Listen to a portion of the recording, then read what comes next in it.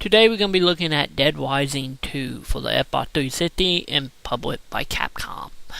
And well, the story of Dead Rising 2 is continuing on from pretty much the story of Dead Rising 1.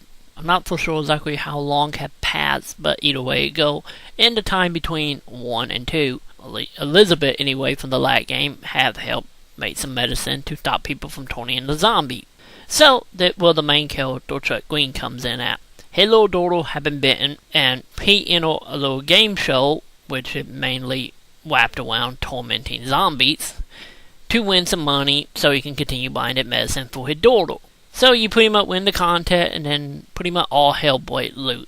The city is infected with zombies, and, well, you pretty much stuck in a bunker, or at first anyway. So the rest of the story, it pretty much go down the line of he realized that he was actually framed for letting the zombies out, and his partner in crime, I guess you could say, or the oldest for this game, was a leader of a human rights group for zombies, and she have also been blamed. So pretty much the story is you got 3 days, or 3.5 technically, to pretty much clear your name before the military come in and arrest you and your friend, while keeping your daughter alive. And now, that will get kind of bored, because Dead Rising is more like 2 games here.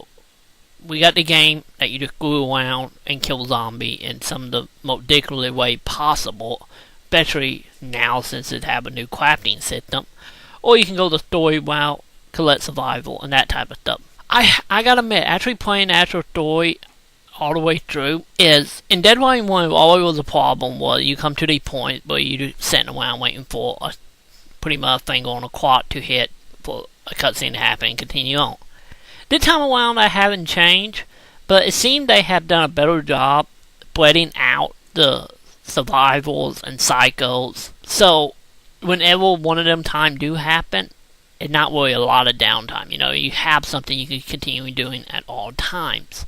Something other Dead Rising didn't really have, since we all know if you play Dead Rising 1 at what point will you just sitting there. Also, the net improvement they have done is with the survivals. It's still escort missions. The only difference is here the people will actually not die or get away or be stupid or completely drive you insane to you becoming a psycho and killing them yourself.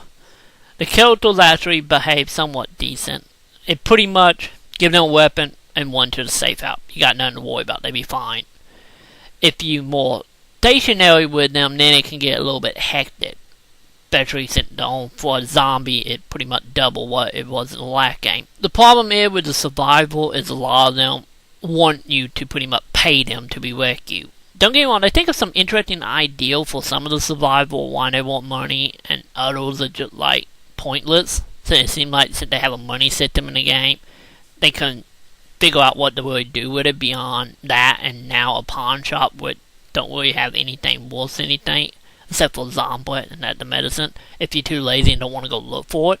The game itself, I really enjoyed it. It literally, pretty much all the problems from Dead Rising 1 have been not fixed, but tweaked. Well, it's no longer irritating. And if you grew up, you know, oh well, not the end of the world, the story continue. Or you can just start over and keep all your saved data. So the only real problems I came into while playing this is, on certain occasions, pretty much psychos or monsters you are fighting will just disappear when they put the fall.